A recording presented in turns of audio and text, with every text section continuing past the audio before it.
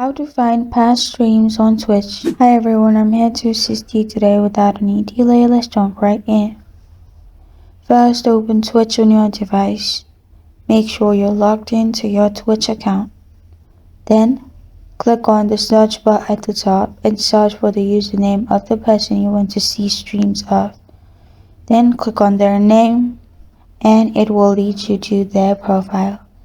In their profile, click on videos at the top and then scroll down and you will find past broadcast or recent broadcast. Press on view all and you will be able to view all their past streams.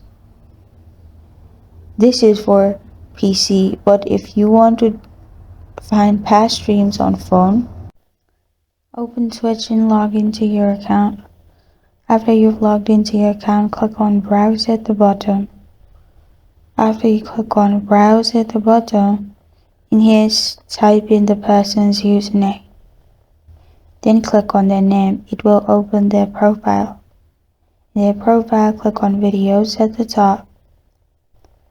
After you click on videos at the top, here you can simply scroll down and you'll find past broadcast or recent live streams. Click on view all. You will be able to view all of them. This is how to find past streams on Twitch.